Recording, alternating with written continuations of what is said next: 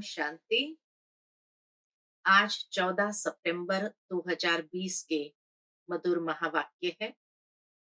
आज के मुरली में बाबा हम बच्चों को कर्म की ये गति समझाते हैं और कहते हैं कि मनुष्य यह जो समझते हैं कि दुख सुख सब भगवान ही देते हैं, वास्तव में बाबा कहे ये मनुष्य के अपने कर्मों के हिसाब किताब है। तो इसीलिए हमें कर्म की गुह्य गति को यथार्थ रीति समझना है। सुनते हैं बाबा के मधुर महावाक्य। ओम शांति। मीठे बच्चे, तुम अभी सच्ची सच्ची गीता पाठशाला में बैठे हो। यह सत्संग भी है। यहाँ तुम्हें सतबाप का संग मिला है जो पार लगा देते हैं। प्रश्न है, हिसाब किताब के खेल में मनुष्य की समझ और तुम्हारी समझ में कौन सा अंतर है? उत्तर है, मनुष्य समझते हैं यह जो दुख सुख का खेल चलता है, यह दुख सुख सब परमात्मा ही देते हैं। और तुम बच्चे समझते हो कि यह हर एक के कर्मों का हिसाब का खेल है। बाप किसी को भी दुख नहीं देते, वह तो आते ही है सुख का रास्ता बताने। बाबा कहते हैं, बच्चे, मैंने किसी को भी दुखी नहीं किया है। स्पष्ट शब्द में भगवान कहते हैं, मैंने किसी को भी दुखी नहीं किया है। यह तो तुम्हारे ही कर्मों का फल है। गीत है, इस पाप की दुनिया से दूर कहीं ले चल। ओम शांति। मीठे मीठे रूहानी बच्चों ने गीत सुना। किसको पुकारते हैं? बाप को पुकारते हैं। बाबा, आकर इस पाप की कलयुगी दुनिया से सतयुगी पुण्य की दुनिया में ले चलो। अभी जीव आत्माएं सब कलयुगी है, उन्हों की बुद्धि ऊपर जाती है। बाप कहते हैं, मैं जो हूं, जैसा हूं, ऐसा कोई नहीं जानते। ऋषि मुनि आदि भी कहते हैं, हम रचयिता मालिक अर्थात बेहद के बाप और उनकी बेहद की रचना के आदि मध्य अंत को नहीं जानते हैं। आत्माएं जहां रहती है वह है ब्रह्म महतत्व, जहां सूर्य चांद नहीं होते हैं, न मूल वतन न सूक्ष्म वतन में। बाकी इस मांडवे में तो बिजलियां आदि सब चाहिए ना। तो इस मांडवे को बिजली मिलती है, रात को चांद सितारे, दिन में सूर्य। यह है बत्तियां। इन बत्तियों के होते हुए भी अंधियारा कहा जाता है। कहते हैं ना, आज अंधेरे में है इंसान। तो ये बत्तियां होने के बावजूद भी कहते हैं अंधियारे में है। रात को तो फिर भी बत्ती जलानी पड़ती है। सतयुग त्रेता को कहा जाता है दिन और भक्ति मार्ग को कहा जाता है रात। यह भी समझ की बात है। नई दुनिया सो फिर पुरानी जरूर बनेगी, फिर नई होगी तो पुरानी का जरूर विनाश होगा। यह है बेहद की दुनिया। मकान भी कोई बहुत बड़े बड़े होते हैं, राजाओं आदि के। यह है बेहद का घर, मांडवा अथवा स्टेज। इनको कर्म क्षेत्र भी कहा जाता है। कर्म तो जरूर करना होता है। सब मनुष्य के लिए यह कर्म क्षेत्र है। सबको कर्म करना ही है, पाठ बजाना ही है। पाठ हर एक आत्मा को पहले से ही मिला हुआ है। तुम्हारे में भी कोई है जो इन बातों को अच्छी रीति से समझ सकते हैं। वास्तव में यह गीता पाठशाला है। पाठशाला में कभी बूढ़े आदि पढ़ते हैं क्या? यहाँ तो बूढ़े जवान आदि सब पढ़ते हैं। वेदों की पाठशाला नहीं कहेंगे। वहां कोई भी एम ऑब्जेक्ट नहीं। यहाँ तो एक एम ऑब्जेक्ट है हर एक के मन में कि नर ऐसी करनी करे जो नर नारायण बने, नारी ऐसी करनी करे जो श्री लक्ष्मी बने। बाकी जब वेद पढ़ते हैं तो बस यही एक जिज्ञासा है ज्ञान प्राप्ति की। बाकी वहां कोई एम ऑब्जेक्ट नहीं कहेंगे। हम इतने वेद शास्त्र आदि पढ़ते हैं, इनसे क्या बनेंगे वह जानते नहीं। कोई भी जो सत्संग है, एम ऑब्जेक्ट कुछ नहीं है। अब तो उनको सत्संग कहने से लज्जा आती है। सत तो एक बाप ही है। उनको सत्संग कहने से भी लज्जा क्यों आती है? क्योंकि कई बार उन सत्संगों में कैसी कैसी बातें लीलाओं के नाम पर सुनाई जाती है। बाकी सत परमात्मा तो वहां है ही नहीं, सुनाने वाले मनुष्य है। तो इसीलिए बाबा कहे सत तो एक बाप ही है, जिसके लिए कहा जाता संग तारे कुसंग बोरे। कुसंग कलयुगी मनुष्य का, सत का संग तो एक ही है। अभी तुमको वंडर लगता है, सारे सृष्टि के आदि मध्य अंत का ज्ञान कैसे बाप देते हैं। तुमको तो खुशी होनी चाहिए, तुम सच्ची सच्ची पाठशाला में बैठे हो। बाकी सब है झूठी पाठशाला है। उन सत्संगों आदि से कुछ भी बनकर नहीं निकलते। स्कूल कॉलेज आदि से फिर भी कुछ बनकर निकलते हैं, क्योंकि पढ़ते हैं। बाकी कहाँ भी पढ़ाई नहीं है। सत्संग को पढ़ाई नहीं कहेंगे। शास्त्र आदि तो पढ़कर फिर दुकान खोल बैठते हैं, पैसा कमाते हैं।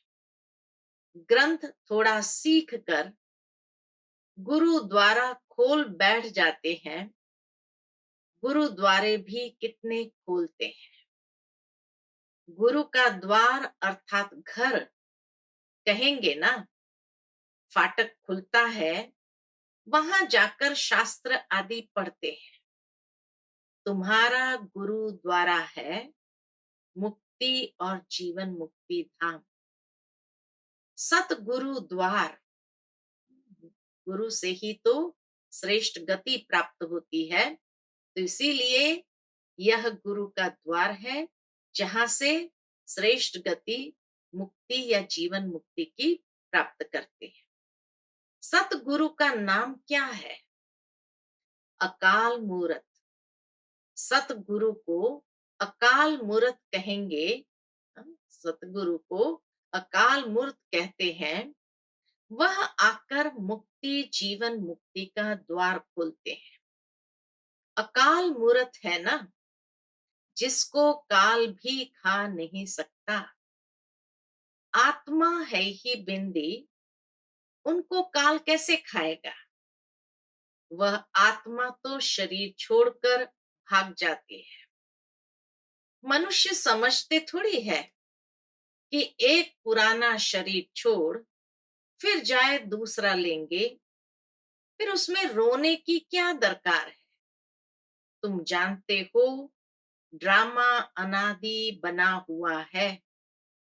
हर एक को पाठ बजाना ही है। बाप ने समझाया है, सतयुग में है नष्टो मोहा। सतयुग में मोह की बात नहीं होती है। मोह जीत की भी कहानी है ना। पंडित लोग सुनाते हैं। माताएं भी सुन सुनकर फिर ग्रंथ रख बैठ जाती है सुनाने के लिए। बहुत मनुष्य जाकर सुनते हैं, उनको कहा जाता है कनरस। ड्रामा प्लान अनुसार मनुष्य तो कहेंगे, हमारा दोष क्या है? बाप कहते हैं, तुम हमको बुलाते हो कि दुख की दुनिया से ले जाओ। अब मैं आया हूं तो मेरा सुनना चाहिए ना। नावक कहे, अब मैं आया हूं तो मेरा सुनना चाहिए ना। बाप बच्चों को बैठ समझाते हैं। अच्छी मत मिलती है तो वह लेनी चाहिए ना। तुम्हारा भी कोई दोष नहीं है। यह भी ड्रामा था। गिरना, उठना, ये भी ड्रामा है। राम राज्य रावण राज्य का खेल बना हुआ है। खेल में कोई हार जाते हैं तो उनका दोष थोड़ी है। जीत और हार होती है, इसमें लड़ाई की बात नहीं। बाबा कहे, जीत और हार होती है, इसमें लड़ाई की बात नहीं। तुमको बादशाही थी, यह भी आगे तुमको मालूम नहीं था। अभी तुम समझते हो, जो सर्विसेबल है, जिसका नाम बाला है, दिल्ली में सबसे नामी ग्रामी समझाने वाला कौन है? तो झट नाम लेंगे जगदीश का। तुम्हारे लिए मैगजीन भी निकालते हैं, उसमें सब कुछ आ जाता है।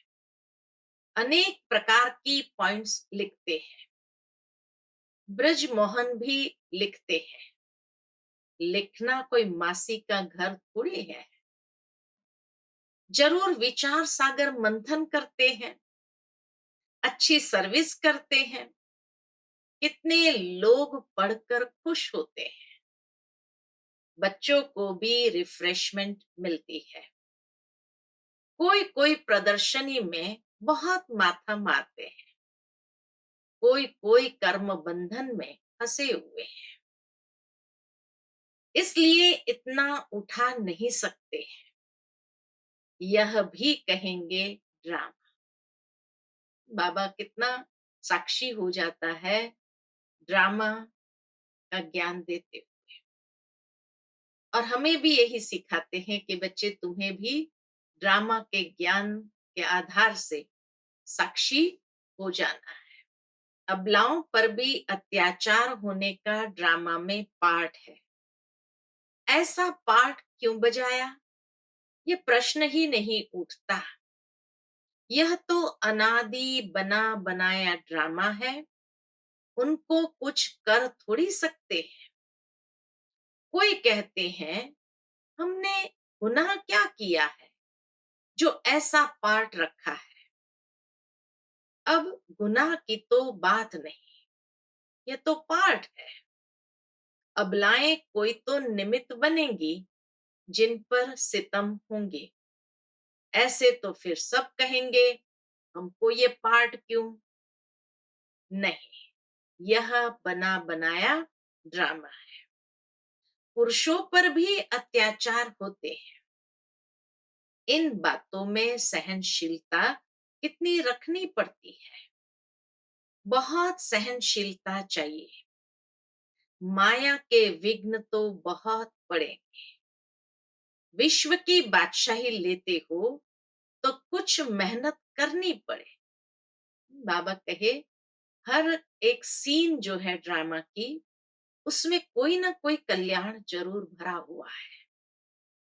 जब वो पाठ स्पष्ट होता है, तब शायद कहेंगे कि वाह, ये कितना अच्छा पाठ हमें मिला है। लेकिन जब तक वो पाठ स्पष्ट नहीं होता है, तब सवाल उठता है कि भाई, हमारे ऊपर ही ये सितम क्यों? ये ऐसा पाठ हमारे लिए ही क्यों? लेकिन वास्तव में बाबा कहे, ये ड्रामा हर पल बहुत कल्याणकारी है। तो माया के विघ्न तो बहुत पड़ेंगे। विश्व की बादशाही लेते हो तो कुछ मेहनत करनी पड़े। ड्रामा में आपदाएं, खिटखेट आदि कितनी है। अबलाओं पर अत्याचार लिखा हुआ है। रक्त की नदियां बहेगी, कहाँ भी सेफ्टी नहीं रहेगी। अभी तो सुबह को क्लास आदि में जाते हो सेंटर पर, वह भी समय आएगा। सुनो बाबा की भविष्यवाणी, कि वह भी समय आएगा जो तुम बाहर निकल भी नहीं सकेंगे। और सचमुच ये लॉकडाउन में कहाँ कोई बाहर निकल सके। दिन प्रतिदिन जमाना बिगड़ता जाता है और बिगड़ना है। दुख के दिन बहुत जोर से आएंगे। बीमारी आदि में दुख होता है तो फिर भगवान को याद करते, पुकारते हैं। अभी तुमको मालूम है बाकी थोड़े दिन है, फिर हम अपने शांति धाम सुख धाम जरूर जाएंगे। दुनिया को तो यह भी पता नहीं है। अभी तुम बच्चे फील करते हो ना। अभी बाप को पूरी रीति जान गए हैं। वह सब तो समझते हैं परमात्मा लिंग है। शिवलिंग की पूजा भी करते हैं। तुम शिव के मंदिर में जाते थे, कभी यह ख्याल किया कि शिवलिंग क्या चीज है। जरूर यह जड़ है तो चैतन्य भी होगा।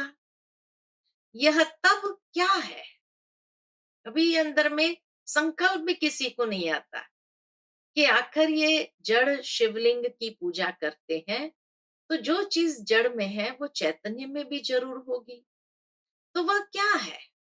भगवान तो रचता है ऊपर में, उनकी निशानी है सिर्फ पूजा के लिए। पूज्य होंगे तो फिर यह चीजें नहीं होगी। जब खुद पूज्य बन जाते हैं तो फिर ये पूजा की सामग्री नहीं होगी। शिव काशी के मंदिर में जाते हैं, किसको पता थोड़ी है कि भगवान निराकार है। हम भी उनके बच्चे हैं। बाप के बच्चे होकर फिर हम दुखी क्यों है। विचार करने की बात है ना। आत्मा कहती है हम परमात्मा की संतान है, फिर हम दुखी क्यों है। बाप तो है ही सुख देने वाला। बुलाते भी है, हे भगवान हमारे दुख मिटाओ। वह कैसे मिटाए। दुख सुख यह तो अपने कर्मों का हिसाब है। मनुष्य समझते हैं सुख का एवजा सुख, दुख का एवजा दुख परमात्मा ही देते हैं, उन पर रख देते हैं। सारा सारी बात परमात्मा पर रख देते हैं।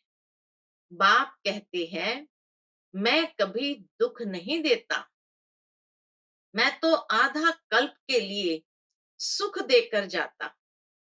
यह फिर सुख और दुख का खेल है।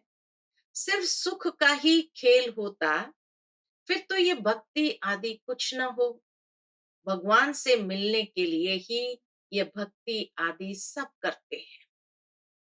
अब बाप बैठ सारा समाचार सुनाते हैं। बाप कहते हैं तुम बच्चे कितने भाग्यशाली हो। उन ऋषि मुनि आदि का कितना नाम है।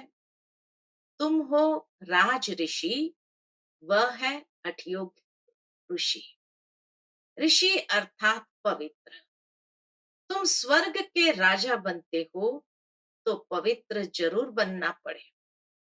सतयुग त्रेता में जिनका राज्य था उनका ही फिर होगा, बाकी सब पीछे आएंगे। तुम अभी कहते हो हम श्रीमत पर अपना राज्य स्थापन कर रहे हैं। पुरानी दुनिया का विनाश होने में भी समय तो लगेगा ना। सतयुग आना है, कलयुग जाना है। कितनी बड़ी दुनिया है। एक एक शहर मनुष्य से कितना भरा हुआ है। धनवान आदमी दुनिया का चक्र लगाते हैं, परंतु यहाँ सारी दुनिया को कोई देख न सके। हाँ, सतयुग में देख सकते हैं, क्योंकि सतयुग में है ही एक राज्य। इतने थोड़े राजाएं होंगे, यहाँ तो देखो कितनी बड़ी दुनिया है। इतनी बड़ी दुनिया का चक्कर कौन लगाए। वहां तुमको समुद्र में जाने का नहीं है। वहां सिलोन बर्मा आदि होंगे। सतयुग में सिलोन बर्मा आदि होंगे? नहीं, कुछ भी नहीं। ये कराची नहीं होगी। बाबा कहे ये कराची भी नहीं होगी। तुम सब मीठी नदियों के किनारे पर रहते हो। खेती बाड़ी आदि सब होती है। सृष्टि तो बड़ी है। मनुष्य बहुत थोड़े रहते हैं। फिर पीछे वृद्धि होती है। फिर वहां जाकर अपना राज्य स्थापन किया। धीरे धीरे हब करते गए। धीरे धीरे पृथ्वी जैसे आगे, उसको हब करते गए। अपना राज्य स्थापन कर दिया। अभी तो सबको छोड़ना पड़ता है। एक भारत ही है जिसने किसी का भी राज्य छीना नहीं है, क्योंकि भारत असल में अहिंसक है ना। भारत असल में अहिंसक है, इसलिए भारत ने कभी किसी के ऊपर हाँ, लड़ाई या किसी का राज्य छीना हो, ऐसा नहीं हो सकता है। बहुत अच्छी बात याद आती है कि डॉक्टर अब्दुल कलाम जी जब यहाँ आए थे, तो उस समय दादी जी से मुलाकात हुई और दादी जी से प्रश्न किया उन्होंने कि दादी जी, भारत हर रीति से सक्षम है, फिर भी भारत ने कभी किसी के ऊपर चढ़ाई नहीं किया, ऐसा क्यों? तो दादी जी ने बहुत सुंदर जवाब दिया था, प्रकाशमणि दादी ने, कि क्योंकि भारत माता है। माता कभी किसी के ऊपर चढ़ाई नहीं करती है। हाँ? इंग्लैंड माता नहीं कहेंगे, अमेरिका माता नहीं कहेंगे, भारत माता है। तो इसीलिए माँ कभी किसी के ऊपर चढ़ाई नहीं करती। बच्चों ने माँ के ऊपर चढ़ाई भी किया, लूटा भी सब कुछ, लेकिन माँ कभी किसी के ऊपर चढ़ाई नहीं करती। वो फिर भी हर एक को क्षमा करती है। तो डॉक्टर अब्दुल कलाम जी ने कहा, आज मुझे अपने प्रश्न का जवाब मिला। तो इसीलिए बाबा भी कहते हैं, क्योंकि भारत असल में अहिंसक है ना। भारत ही सारी दुनिया का मालिक था और सब पीछे आए, जो टुकड़े टुकड़े लेते गए। तुमने कोई को हप नहीं किया है। बाबा कहे, तुमने किसी को हप नहीं किया, तुमने कोई को हप नहीं किया है। अंग्रेजों ने हप कर लिया है। तुम भारतवासियों को तो बाप विश्व का मालिक बनाते हैं। तुम कहाँ गए थोड़ी हो। तुम बच्चों की बुद्धि में ये सारी बातें हैं। बूढ़ी माताएं तो इतना सब समझ न सके। बाप कहते, अच्छा है जो तुम कुछ भी पढ़ी नहीं हो। पढ़ा हुआ सब बुद्धि से निकालना पड़ता है। एक बात सिर्फ धारण करनी है, मीठे बच्चे, बाप को याद करो। तुम कहते भी थे ना, बाबा आप आएंगे तो हम वारी जाएंगे, कुर्बान जाएंगे। तुम्हें फिर हमारे पर कुर्बान जाना है। लेन देन होती है ना। शादी के टाइम स्त्री पुरुष एक दो के हाथ में नमक देते हैं। बाप को भी कहते हैं, हम पुराना सब कुछ आपको देते हैं। मरना तो है, यह सब खत्म होना है। आप हमको फिर नई दुनिया में देना। बाप आते ही है सबको ले जाने। काल है ना। सिंध में कहते थे, ये कौन सा काल है जो सबको भगा कर ले जाता है। तुम बच्चों को खुशी होती है, बाप आते ही है ले जाने। हम तो खुशी से अपने घर जाएंगे। सहन भी करना पड़ता है। अच्छे अच्छे बड़े बड़े घर की माताएं मारे खाती है। तुम सच्ची कमाई करते हो, मनुष्य थोड़ी जानते हैं। वह है ही कलयुगी शूद्र संप्रदाय। तुम हो संगम युगी पुरुषोत्तम बन रहे हो। जानते हो पहले नंबर में पुरुषोत्तम ये लक्ष्मी नारायण है ना। फिर डिग्री कम होती जाएगी, ऊपर से नीचे आते रहेंगे, फिर आहिस्ते आहिस्ते गिरते रहेंगे। इस समय सब गिर चुके हैं, झाड़ पुराना हो चुका है, तना सड़ गया है, अब फिर स्थापना होती है, फाउंडेशन लगता है ना। कलम कितना छोटा होता है, फिर उनसे कितना बड़ा झाड़ बढ़ जाता है।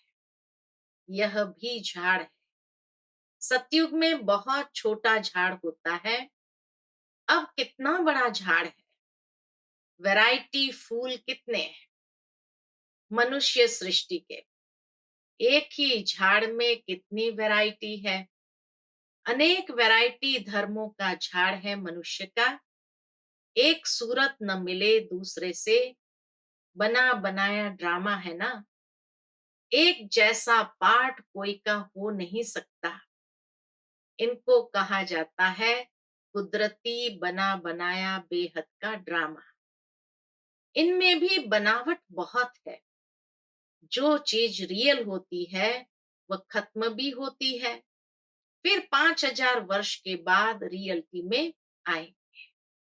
चित्र आदि भी कोई रियल बने हुए थोड़ी है।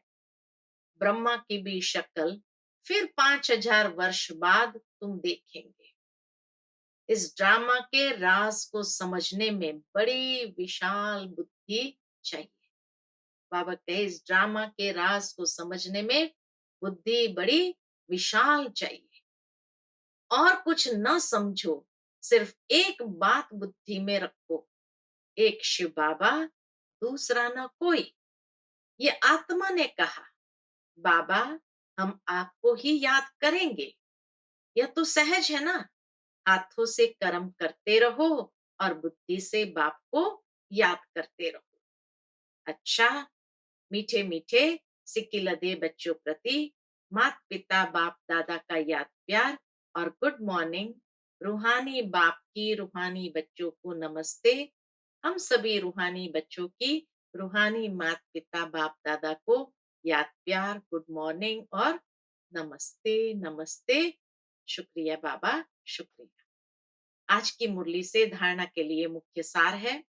पहली पॉइंट, सहनशीलता का गुण धारण कर माया के विघ्नों में पास होना है। सहनशीलता का गुण धारण कर माया के विघ्नों में पास होना है। अनेक आपदाएं आएंगी, अत्याचार होंगे, ऐसे समय पर सहन करते बाप की याद में रहना है, सच्ची कमाई करनी है। दूसरी पॉइंट, विशाल बुद्धि बन इस बने बनाए ड्रामा को अच्छी रीति समझना है। यह कुदरती ड्रामा बना हुआ है, इसलिए प्रश्न उठ नहीं सकता। बाप जो अच्छी मत देते हैं उस पर चलते रहना है। आज की मुरली में मीठा वरदान है, बाप समान वरदानी बन हर एक के दिल को आराम देने वाले मास्टर दिलाराम भव। मास्टर दिलाराम भव। जो बाप समान वरदानी मूरत बच्चे हैं, वह कभी किसी की कमजोरी को नहीं देखते। वह सबके ऊपर रहम दिल होते हैं। जैसे बाप किसी की कमजोरियां दिल पर नहीं रखते, ऐसे वरदानी बच्चे भी किसी की कमजोरी दिल में धारण नहीं करते। वे हर एक की दिल को आराम देने वाले मास्टर दिलाराम होते हैं। इसलिए साथी हो या प्रजा, सभी उनका गुणगान करते हैं। सभी के अंदर से यही आशीर्वाद निकलती है कि यह हमारे सदा स्नेही सहयोगी है। आज की मुरली का स्लोगन है, संगम युग पर श्रेष्ठ आत्मा वह है जो सदा बेफिक्र बादशाह है। संगम युग में श्रेष्ठ आत्मा वह है जो सदा बेफिक्र बादशाह है। अच्छा, Om Shanti. To watch Peace of Mind channel videos on YouTube, subscribe us on youtube.com/tvpeaceofmind. Just a click for a peaceful life.